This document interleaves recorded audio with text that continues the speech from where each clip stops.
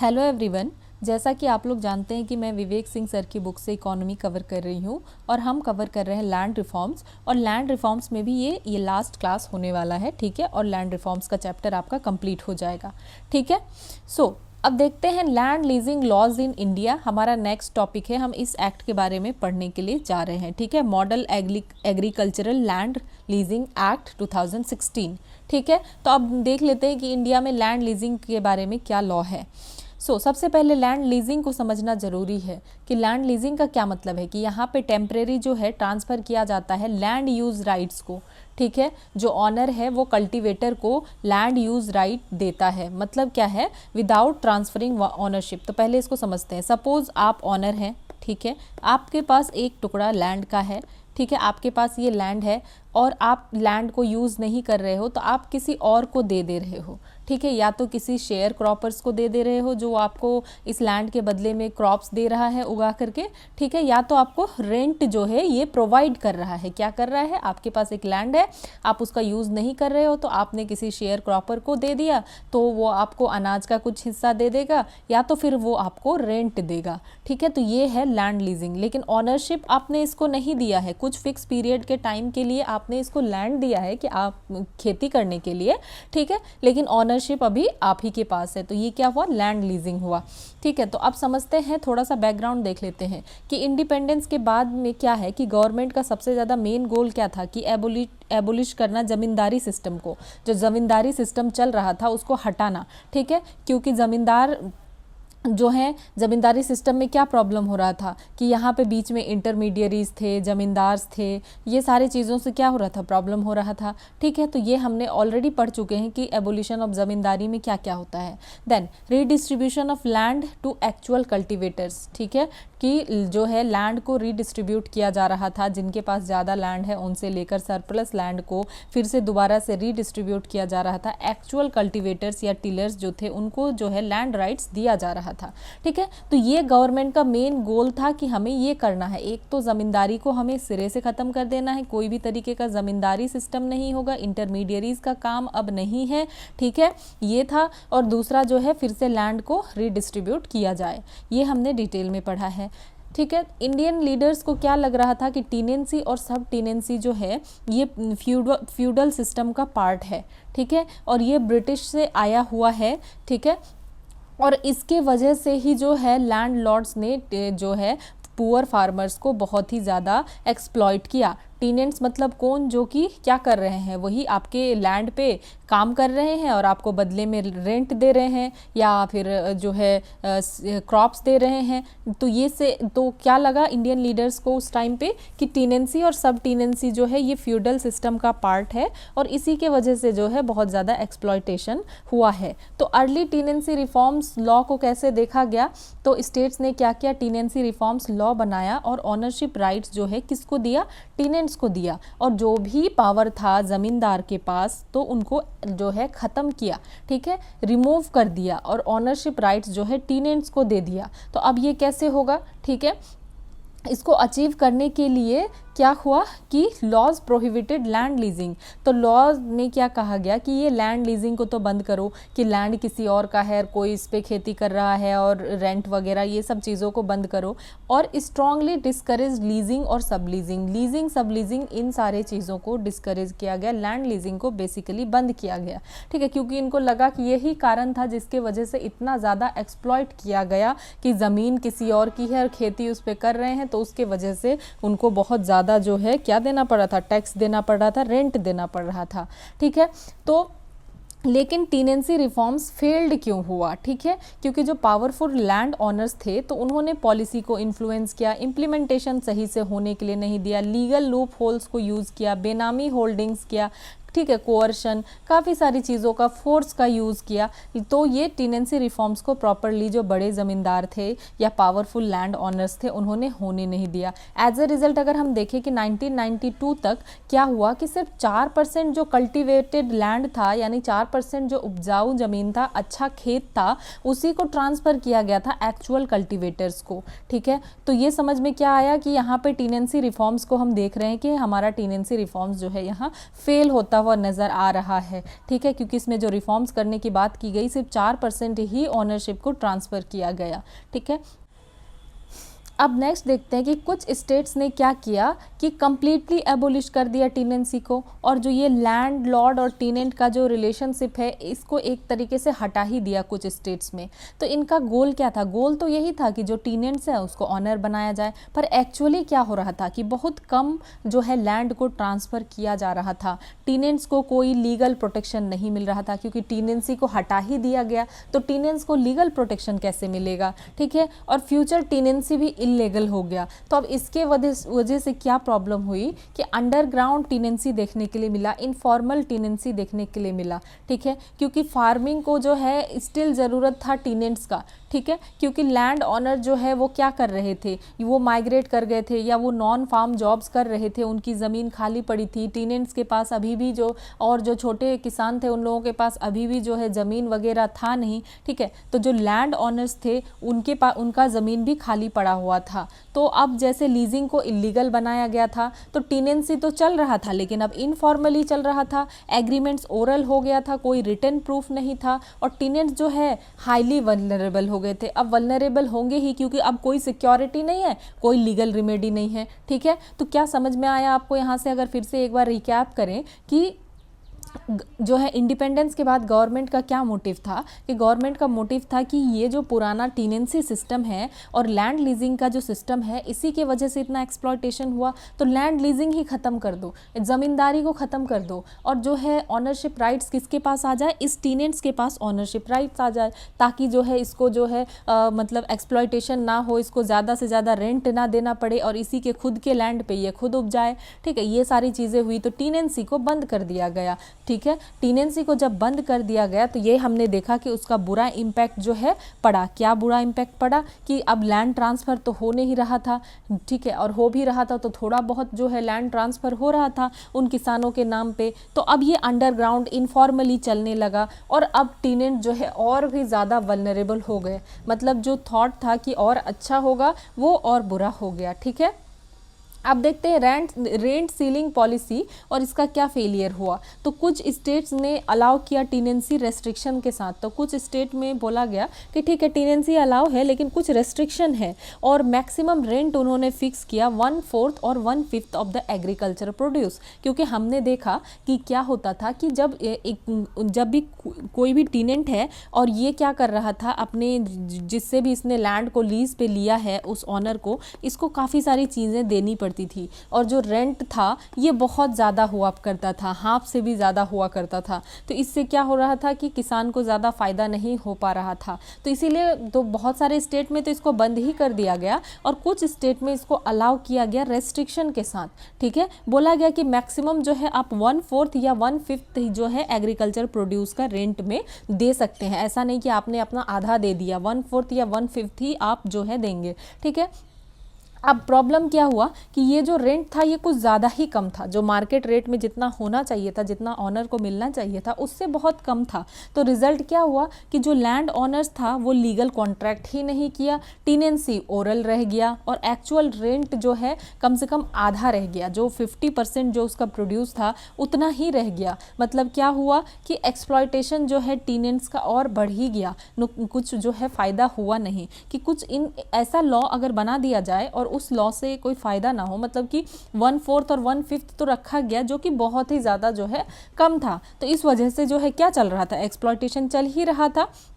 तो ये सारी प्रॉब्लम्स हमने देखी। नेक्स्ट अगर हम देखें तो लैंड लीजिंग इन इंडिया में कुछ जैसे कि और क्या क्या चल रहा था इस टाइम पे लैंड लीजिंग में, तो जो काफ़ी सारे लार्ज स्टेट थे उन्होंने लीजिंग को बैन कर दिया, ठीक है। जैसे तेलंगाना, बिहार, कर्नाटका, MP, UP, ठीक है। कुछ एक्सेप्शन अलाउ था कि कौन कौन जो है लीज कर सकता है अपने लैंड को। तो जैसे उसमें कुछ जो है वीडोज़ है या माइनर्स है या डिसेबल्ड है या डिफेंस पर्सनल है, तो इन सारे लोगों को एग्जम्पशन दिया गया कि आप लोग जो है लैंड को लीज कर सकते हैं, ठीक है। और कुछ स्टेट्स में जो है टीनेंसी अलाउ किया गया कंडीशंस के साथ। तो कहाँ कहाँ टीनेंसी अलाउ किया गया था, पंजाब था, हरियाणा, गुजरात, महाराष्ट्र, असम, ठीक है। तो इसमें क्या हुआ कि टीनेंट को क्या मिला, अधिकार मिला, right to purchase land after certain period. तो यहाँ पे क्या बोला गया, कुछ कंडीशन रखा गया कि आप जो टीनेंट उसमें खेती कर रहे हैं रेंट के बेसिस पे या क्रॉप के बेसिस पे, लेकिन उसके बाद जो है उसको कुछ टाइम के बाद अधिकार मिलेगा कि वो उस ज़मीन को खरीद सके। ठीक है, तो इसका रिजल्ट क्या हुआ, एग्रीमेंट्स बिकम ओरल और इनफॉर्मल। अब ये भी ओरल और इनफॉर्मल हुआ, टीनेंट्स अभी भी वल्नरेबल ही रहे, उनका कोई फ़ायदा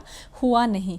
अब कुछ स्टेट्स ऐसे थे जो लिबरल टीनेंसी लॉज लेकर के आने की कोशिश कर रहे थे, जैसे कि आंध्र प्रदेश, तमिलनाडु, राजस्थान, वेस्ट बंगाल। ठीक है, तो वेस्ट बंगाल ने क्या किया कि ये लिबरल टीनेंसी लॉज लाना शुरू कर रहे थे और इन्होंने कहा कि limits tenancy to sharecroppers, कि अब आप जो है ना कैश नहीं देंगे। ठीक है, आपका जो क्रॉप होगा, ठीक है, शेयर क्रॉपर्स क्या होते हैं कि वो जो है अपना जो है जो भी लैंड ऑनर है उनको क्रॉप दे रहे हैं बदले में। ठीक है, लेकिन जो बहुत सारे स्टेट्स थे जैसे कि तमिलनाडु और राजस्थान, तो ये लीगली रिकॉग्नाइज नहीं करते थे शेयर क्रॉपर्स को। तो यहाँ पे हमने क्या देखा कि प्रॉब्लम की कुछ लिबरल टेनेंसी लॉ लाने की बात की गई। वेस्ट बंगाल में ये लगा दिया गया लिमिट कि आपको क्या करना है, अगर आप लीज पे ले रहे हैं और खेती कर रहे हैं तो आप अपने क्रॉप का शेयर देंगे, ना कि कोई टैक्स या रेंट देंगे। ठीक है, तो अब इस रेस्ट्रिक्टिव टेनेंसी लॉ में भी क्या प्रॉब्लम आया कि original protection intent now irrelevant, जो ओरिजिनल जो चाहते थे इनको बचाना, ये इररिलेवेंट जो है हो गया। अभी भी प्रॉब्लम हम देख रहे हैं कि टीनेंट को क्या इशू है, कोई सिक्योरिटी ऑफ टेन्योर नहीं मिल पाया। तो अब इसको अगर कोई सिक्योरिटी ऑफ टेन्योर ही नहीं है तो इनके पास कोई इंसेंटिव नहीं है कि लैंड में जो है जाकर के इन्वेस्ट करे, इनके पास कोई क्रेडिट नहीं है, इंश्योरेंस नहीं है, इनका कोई फ़ायदा ही नहीं हो रहा है, तो ये लैंड इम्प्रूवमेंट कैसे करेंगे। अब लैंड ऑनर को भी नुकसान ही हो रहा था, उसको लग रहा था कि fear of losing land if leased, कि अगर मैं लीज पे दूँ तो क्या पता मेरी ज़मीन चली जाए, क्योंकि यहाँ पे क्या नियम था, लिबरल लॉज में क्या नियम था। यहाँ पे हमने और क्या देखा कि कुछ स्टेट्स ने जहाँ टीनेंसी अलाउ किया तो उन्होंने क्या कहा कि आज जो है टीनेंट कुछ टाइम बाद लैंड को परचेज कर सकता है। तो फिर अब लगने लगा जो है लैंड ऑनर को, ज़मींदार को या जो भी लैंड ऑनर है उसको लगने लगा कि मेरा जो है ज़मीन चला जाएगा अगर हम लीज करेंगे तो उन्होंने जो है खाली ही छोड़ दिया, फैलो छोड़ दिया, पड़ा हुआ है लेकिन उस पर खेती नहीं हो रही है और पब्लिक पॉलिसी को भी हार्म हो रहा था। ठीक है, गवर्नमेंट स्कीम को जो है इम्प्लीमेंट करना बहुत मुश्किल हो रहा था। तो अब इन सारे प्रॉब्लम्स की वजह से रिफॉर्म चाहिए था। ठीक है, क्योंकि अब हम देख पा रहे थे कि लैंड ऑनर्स जो है शिफ्ट कर रहे हैं नॉन फार्म जॉब्स में और सिग्निफिकेंट जो है हम देख रहे हैं कि टीनेंसी अभी भी प्रेजेंट है। 80% लैंड होल्डिंग्स में हम देख पा रहे हैं टीनेंसी प्रेजेंट है और 30% उसमें कल्टिवेटेड एरिया है। तो मतलब क्या है कि अब रिफॉर्म की ज़रूरत है यहाँ पे। देन फिर आता है मॉडल लैंड लीजिंग एक्ट 2016 का, कौन ड्राफ्ट करता है, नीति आयोग जो है इसको ड्राफ्ट करता है। क्यों ड्राफ्ट किया जाता है, drafted to reform restrictive tenancy law. तो ये जो रेस्ट्रिक्टिव टीनेंसी लॉ है इसको रिफॉर्म करने के लिए जो है ड्राफ्ट किया जाता है और लैंड ऑनर्स के राइट को भी इसमें प्रोटेक्ट किया जाता है और टीनेंट को जो है क्रेडिट, इंश्योरेंस और कंपनसेशन का एक्सेस भी दिया जाता है और इनकरेज करते हैं कि भाई जो भी कॉन्ट्रैक्ट आप करो लीगल रिटन कॉन्ट्रैक्ट होना चाहिए। तो अब जो है लैंड ऑनर को डर भी नहीं लगेगा कि हाँ उनका जो है लैंड जो है चला जाएगा या ख़त्म हो जाएगा या उनको बेचना पड़ जाएगा। ठीक है, इससे इन्वेस्टमेंट और प्रोडक्टिविटी बढ़ा और जो फैलो लैंड, जो फालतू का पड़ा हुआ लैंड था वो कल्टीवेशन में आ गया और इससे क्या हुआ कि helps government implement scheme effectively, जो कि हमने देखा कि गवर्नमेंट का स्कीम भी इफेक्टिवली इम्प्लीमेंट नहीं हो रहा था तो अब वो भी हो पा रहा था। ठीक है, अब देख लेते हैं कि मॉडल लैंड लीजिंग एक्ट 2016 में क्या क्या प्रोविजंस क्या क्या थे।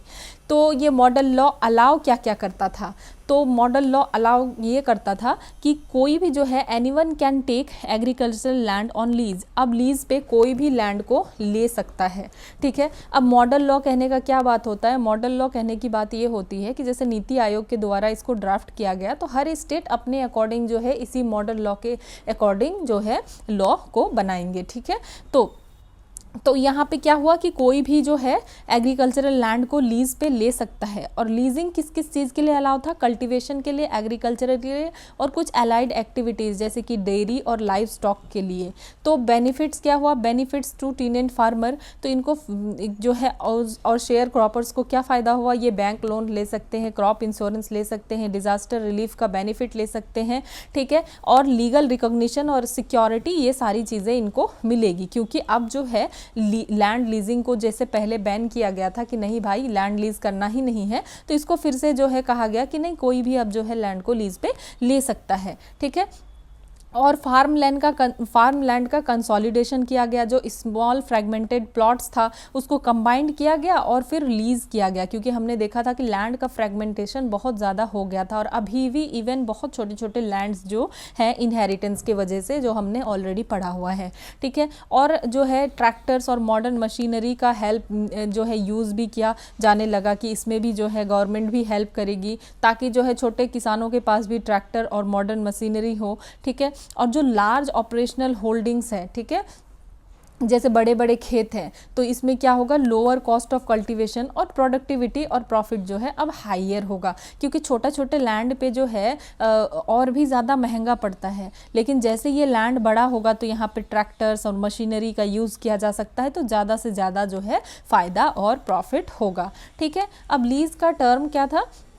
Lease period plus rent decided mutually bye honour और टीनेंट। तो अब जो है क्या करेंगे कि जो लीज पीरियड है कि कितने टाइम के लिए लीज पे ज़मीन दिया जा रहा है, और रेंट जो है ये कैसे डिसाइड किया जाएगा? म्यूचुअली ऑनर और टीनेंट के द्वारा डिसाइड किया जाएगा। और कोई भी जो है लिमिट, नो सीलिंग, तो इस पे अभी कोई लिमिट और कोई सीलिंग नहीं होगा कि कितना लैंड जो है लीज किया जाना चाहिए, ठीक है। और land can be leased for allied activities up to 5 years. और एलाइड एक्टिविटीज़ के लिए लैंड को कितने साल के लिए दिया जाएगा?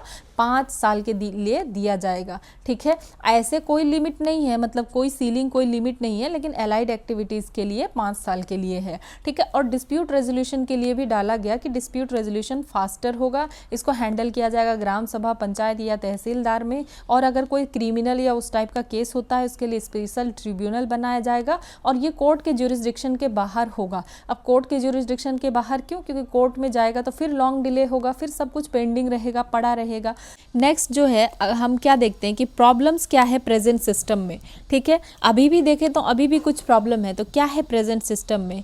तो जो भी करंट बैन है, तो इसमें हम क्या देख रहे हैं कि लैंड ओनर का जो है ऑक्यूपेशनल मोबिलिटी वो काफ़ी रिड्यूस हो रहा है, क्योंकि वो नॉन फार्म जॉब्स ले नहीं रहे हैं। उनको लग रहा है कि हम अगर अपने लैंड को छोड़ेंगे या नॉन फार्म जॉब्स में जाएंगे या लीजिंग पे देंगे तो हो सकता है लैंड हमारा ना रहे। तो यहाँ पे हम देख रहे हैं कि लैंड ओनर का ऑक्यूपेशनल मोबिलिटी कम हो गया है। अभी भी लीगल और इलीगल हिडन टेनेंसी और ओरल एग्रीमेंट्स जो है चल रहा है। टेनेंट्स जो है इन्वेस्ट नहीं कर रहे हैं लैंड इम्प्रूवमेंट में, ठीक है। तो ये सारी चीज़ें हम देख रहे हैं कि अभी भी है। लेकिन जो है लैंड लीजिंग फार्मिंग जो है अब हम कह सकते हैं कि इकोनॉमिक नेसेसिटी बन गया है। ये पहले की तरह फ्यूडलिज्म नहीं है जिससे कि द्वारा की एक्सप्लॉइट किया जाता था, ठीक है। तो अब अगर आगे देखें, why leasing reform is needed, leasing reform की ज़रूरत क्यों है, ठीक है। तो इससे क्या होगा? जो पुअर फार्मर है वो पॉवर्टी से बाहर निकल पाएंगे, एक हेल्दी लीज मार्केट बनेगा और इन्वेस्टमेंट जो है एग्रीकल्चर में किया जाएगा। अगर हम एग्जाम्पल देखें या चाइना से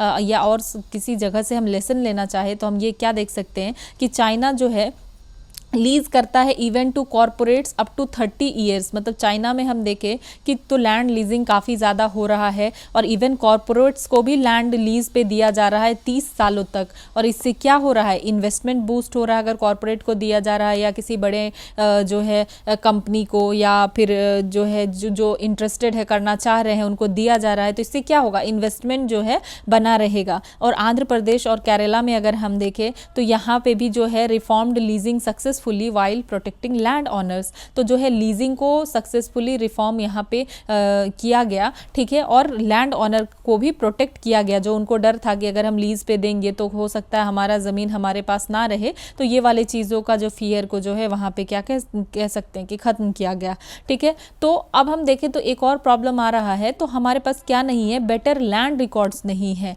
ठीक है। तो land owners fear leasing due to poor records. तो अब ये डर ही इसीलिए रहे हैं लीजिंग के लिए, क्योंकि पुअर रिकॉर्ड्स है, रिकॉर्ड्स प्रॉपरली जो है नहीं है। ठीक है, तो सॉल्यूशन क्या है कि डिजिटाइज्ड और जियो टैग्ड या आधार लिंक्ड अगर लैंड रिकॉर्ड हो तो जिससे ट्रांसपेरेंसी, सेफ्टी और कॉन्फिडेंस सब बना रहेगा। ज़मींदार को या लैंड ऑनर्स को ये डर नहीं लगेगा कि उनका जो है अगर ज़मीन वो लीज़ पे देंगे तो उनके हाथ से निकल जाएगा। ठीक है, क्योंकि पुअर रिकॉर्ड है, प्रॉपर रिकॉर्ड तो है नहीं। तो ये हमने पूरा लैंड लीजिंग पॉलिसी को देख लिया, और 2016 का जो मॉडल लैंड लीजिंग एक्ट था तो वो क्या था, ये सारी चीज़ों को हम समझ चुके हैं। अब समझते हैं land pooling policy. Land pooling policy क्या है, तो सिंपल पहले लैंड पूलिंग का मतलब समझते हैं। Individual give their land to a land pooling agency. तो इंडिविजुअल क्या करते हैं, किसी के पास भी अगर ज़मीन है तो वो किसी लैंड पूलिंग एजेंसी को दे सकते हैं। फिर एजेंसी जो है क्या डेवलप करते हैं, रोड्स, ड्रेनेज, पार्क्स और इंफ्रास्ट्रक्चर को डेवलप करते हैं। जैसे डेवलपमेंट हो जाता है तो लैंड को फिर से ओनर को वापस दे दिया जाता है। ठीक है, तो ओनर को अब क्या होता है कि जितना लैंड उसने दिया था उससे कम जो है लैंड उसको मिलता है, लेकिन अब जो है जो भी लैंड है कम ही है पर ये वैल्यूएबल हो चुका है। ठीक है, सिंपली समझते हैं कि कुछ फार्मर हैं और उनका यहाँ लैंड है, सबका अलग अलग प्लॉट है, लैंड है। अब इन्होंने लैंड पूलिंग एजेंसी को दे दिया। अब इन्होंने क्या किया, बीच में से सड़क निकाला। ठीक है, यहाँ से जो है बीच में से उन्होंने हाईवे या सड़क निकाल दिया, हम ऐसा कह सकते हैं। ठीक है, तो यहाँ पे जो क्या फ़ायदा हुआ फार्मर्स को कि क्योंकि अब यहाँ पे सड़क बन चुका है तो ये जो ज़मीन है ये क्या हो गया, और ज़्यादा वैल्यूएबल हो गया। लेकिन अब फार्मर को जो है कम हिस्सा मिलेगा, क्योंकि उनके कुछ हिस्सों पे तो डेवलपमेंट हो चुका है तो उनको कम जो है ज़मीन मिलेगा, लेकिन जो भी ज़मीन होगा ये क्या होगा, काफ़ी ज़्यादा वैल्यूएबल होगा। तो यही है लैंड पूलिंग पॉलिसी। तो पीपल मानते क्यों हैं लैंड पूलिंग के लिए, क्योंकि उनको तो कम ज़मीन मिलेगा वापस में। तो होता क्या है कि वो इंफ्रास्ट्रक्चर के लिए 30 से 40% हिस्सा अपने ज़मीन का दे देते हैं, और फिर डेवलपमेंट होने के बाद 60 से 70% डेवलप्ड लैंड उसको मिल जा रहा है। अब क्या हो रहा है, जो ऐसे इतना वैल्यूएबल पहले नहीं हुआ करता था अब ये डेवलप्ड लैंड में बदल गया है। ठीक है, तो value of return land increase a lot due to development. तो अब इसकी वैल्यू बढ़ चुकी है। तो ये दोनों के लिए विन विन सिचुएशन है, लैंड ओनर्स के लिए भी और गवर्नमेंट के लिए भी। तो पर्पस क्या है, तो लैंड स्कार्सिटी के प्रॉब्लम को वो सॉल्व करेगा, और जो हाई कंपनसेशन कॉस्ट लग रहा है लैंड एक्विजिशन एक्ट के अकॉर्डिंग, जो 2013 का हमने लैंड एक्विजिशन जो है एक्ट जो है हमने देखा, तो उसमें जो कंपनसेशन कॉस्ट बहुत ज़्यादा लग रहा है तो उससे भी बचेंगे, और यहाँ पे प्लान्ड अर्बन डेवलपमेंट हो जाएगा। ठीक है, इसका दिल्ली का एग्जांपल ले सकते हैं कि अगर सपोज़ दिल्ली में लैंड पूलिंग एजेंसी है, कौन है, दिल्ली डेवलपमेंट अथॉरिटी, सपोज़ ये लैंड पूलिंग एजेंसी है, और वो जो है क्या कर रहे हैं, कोई भी विलेज लैंड है उसको कन्वर्ट कर रहे हैं स्मार्ट अर्बन एरियाज़ में। ठीक है, तो इससे क्या होगा कि जो विलेज लैंड था वो अब स्मार्ट अर्बन एरिया बन जाएगा, और ऑनलाइन पोर्टल भी है टू सबमिट लैंड। ठीक है, तो अगर लैंड का कंट्रीब्यूशन जो है 2 से 20 हेक्टेयर तक होगा तो 48% जो है लैंड इनको वापस किया जाएगा, और लैंड का कंट्रीब्यूशन जो है 20 हेक्टेयर से भी ज़्यादा होगा तो 60% लैंड इनको जो है रिटर्न किया जाएगा। कहाँ कहाँ इंप्लीमेंट हुआ है, गुजरात में, महाराष्ट्र में, दिल्ली में। तो ये हमने लैंड पूलिंग जो है पॉलिसी को भी देख लिया कि लैंड पूलिंग का क्या मतलब है। अब समझते हैं डिजिटाइजेशन ऑफ लैंड रिकॉर्ड्स। ठीक है, तो ये डिजिटाइजेशन होना लैंड रिकॉर्ड्स का बहुत ज़्यादा ज़रूरी है।